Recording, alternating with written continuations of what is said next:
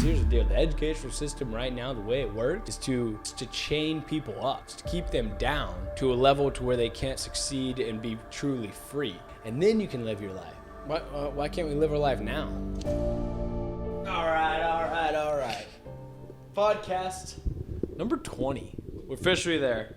Top 1%. No?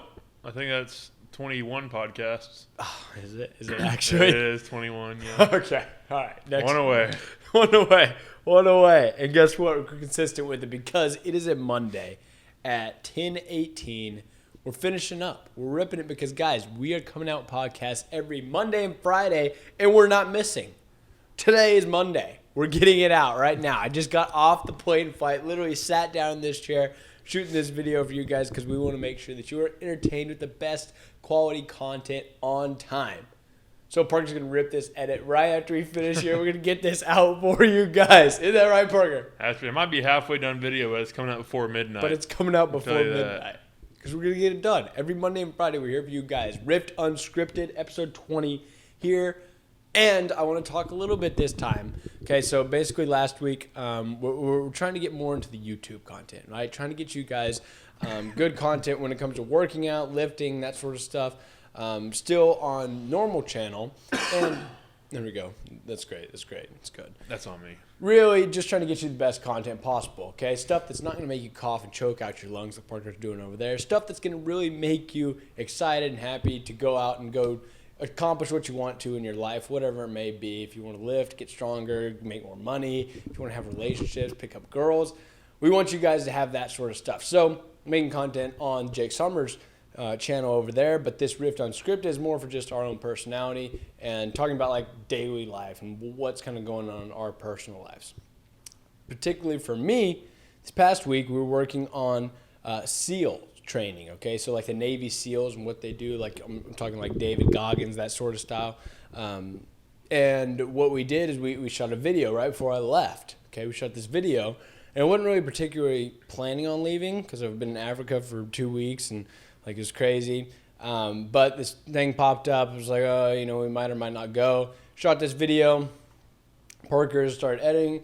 I was like, all right, well, we'll see. Turns out I ended up going. So I went to Colorado for what was Thursday, Friday, Saturday, Sunday, Monday, 5 days, just out of the blue. And this trip turned out being like one of the craziest things I've done in my life, just because one is spontaneous.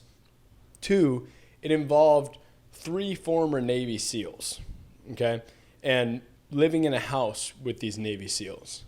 All right, so I don't know if you guys if you know David Goggins, he back in the day, was a Navy SEAL, and we did, like I said, a training video on him, or not necessarily him, but just all Navy SEALs, and basically how hard it kind of is to go through their training. Well, I'm currently training for an ultra marathon, right? Ultra marathon in the mountains with altitude, where it's a lot more difficult to run 50 miles than it is if you're just at sea level because you can't really breathe as much. And I mean, most people can run 50 miles, right, Parker? I mean, yeah, usually. Yeah, I mean, most people can do that, but yeah. 50 miles on the mountain, that's a different thing. That's where they catch you. That's where they catch you, man.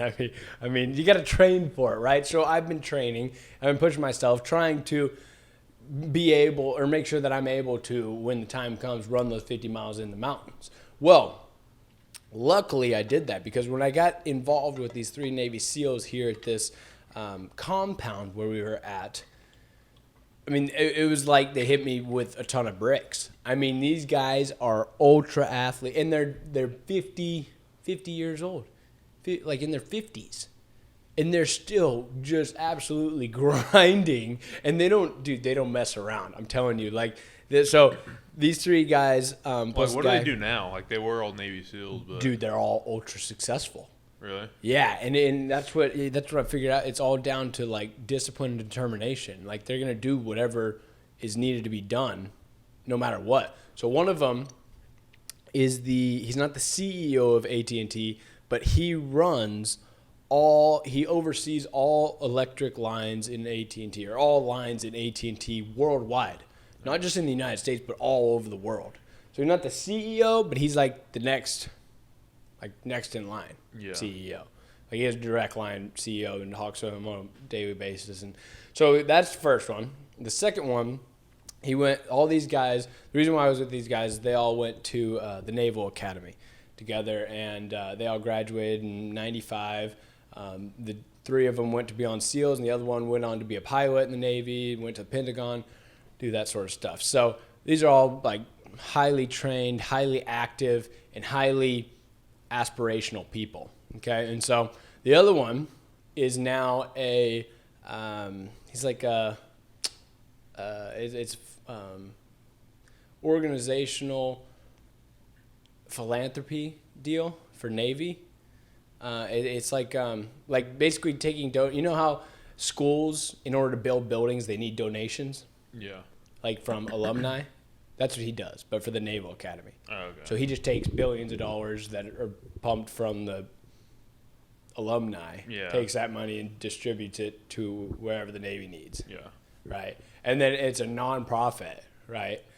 But dude, those things are, bro, it's the biggest scams of all. I mean, it's not a scam because it's still like, I mean, it's for education purposes, but The guy embezzling. Boy. you know, I mean, hell, I need $250,000 for this job. You know, Facts. I mean, a year, golly. I mean, that's Who's gonna miss $250,000? Exactly. I mean, nonprofit. That's what we do, right? So he runs that. And not saying that he's scamming anyone. It's just all nonprofits in general are usually going to be probably in the guys who running its favor. Anyways, he does that. The other guy is a speaker. He runs his own company, and he goes around and is like a motivational, aspirational speaker. So he does hard things and then goes and talks about them. He'll go to companies and do basically like leadership. Like a boot camp Training, yeah, exactly, like boot camp, whatever, that sort of stuff. Motivating employees at different companies and that sort of stuff. And so all these guys are just like tough, rough dudes who they're just hard workers and like get the job done, whatever it may be. So I'm with these guys. First day, right out of the bat, they go to the local hiking stop or hiking store, right? They walk up to the counter, ask the lady. They say, are there many trails around here? Lady kind of laughs because we're in Breckenridge, Colorado. She kind of laughs. She's like, oh, yeah, there's a ton of trails. They said, all right, what's the hardest one? And lady looks and is like, excuse me? He said, which trail is the hardest trail for people to complete? She says, well, it's this Quantum Mountain, 14,000 feet elevation. She said a lot of people try it, but it's steep incline. He's like, all right, boys, we're doing this one. First day. So I don't know if you've heard of altitude sickness. This is a thing. It's when you go to the high altitude, if you work hard too fast, then your body can't catch up. You can't get enough oxygen. You get sick. You get like headaches. You get nausea, all this stuff. Altitude sickness.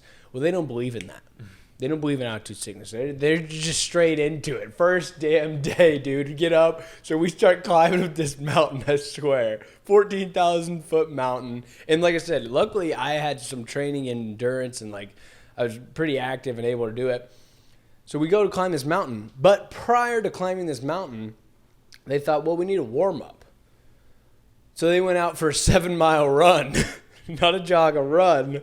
Prior to putting on their hiking boots to go on this 14,000 foot mountain hike. Dude, I kid you not, they are absolute animals. And in the middle, one of them, unfortunately, has been indoctrinated by the vegan culture.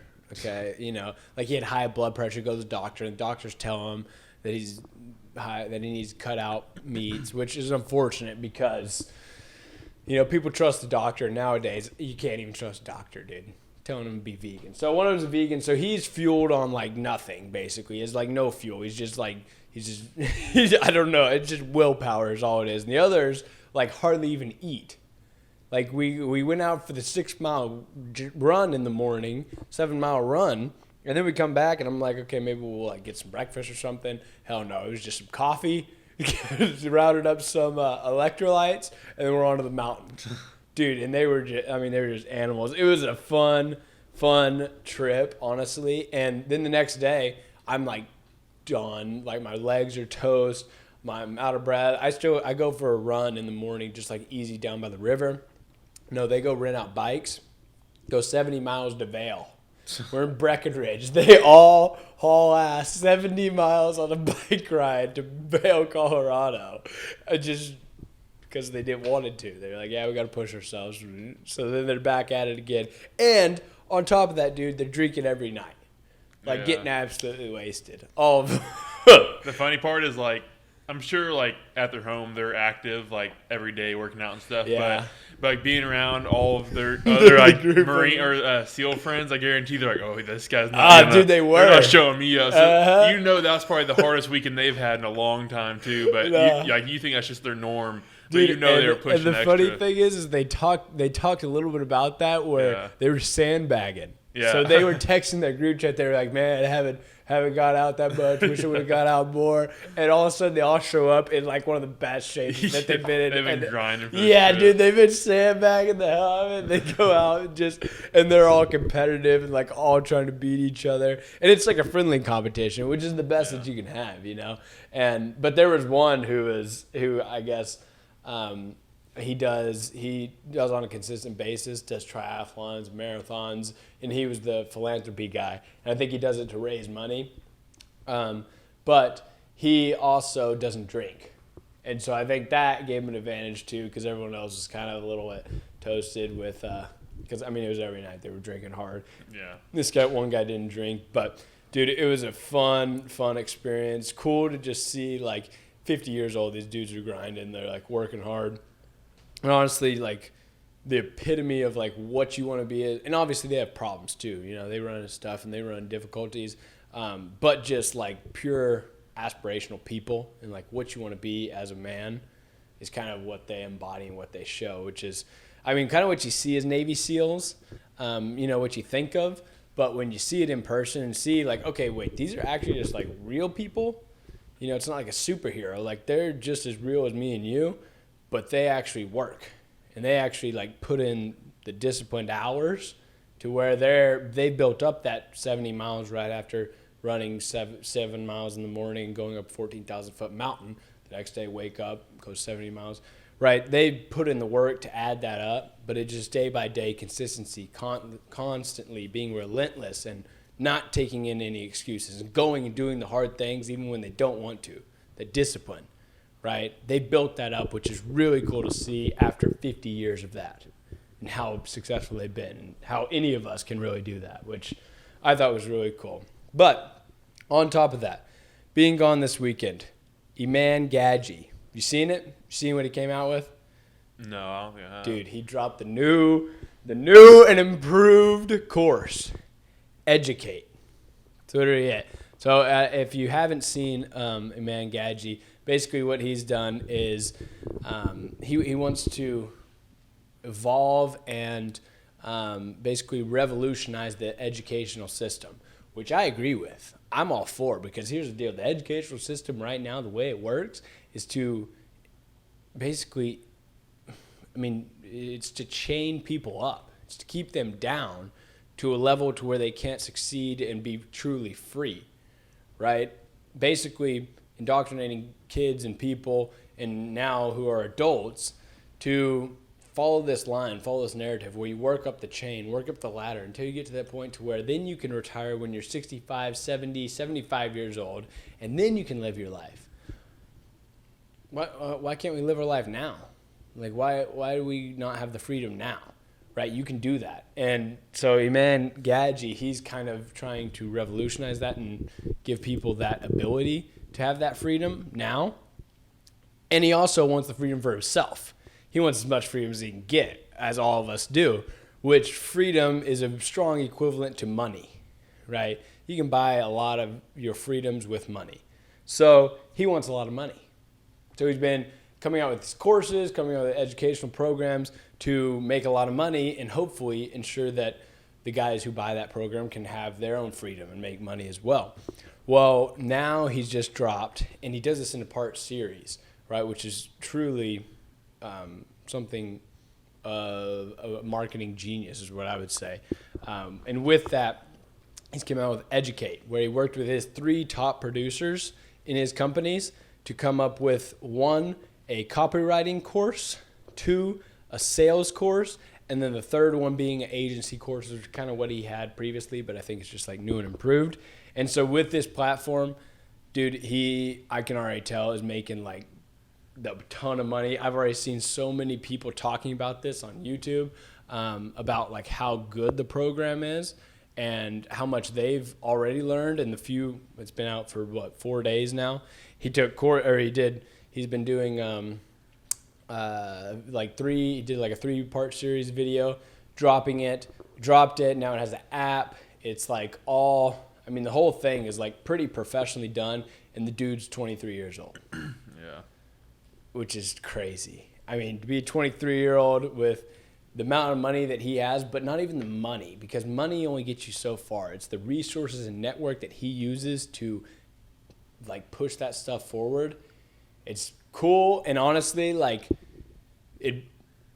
that's the thing about all of this is honestly, like with business, it's sort of a competition, right? And the way that you measure the scoreboard on business is with how much money you're bringing in, right? And I'm a competitive person, and I've always been typically in athletics. Now that athletics is gone, now the only competition left is business. Right now, business, compared to the people who are 23 years old, I would say I'm probably up toward, or I'm 22. Okay, so I still got that for me.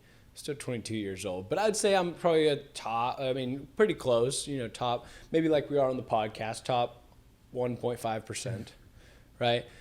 But this guy, man, he's got to be number one at 23 years old. He's got to be.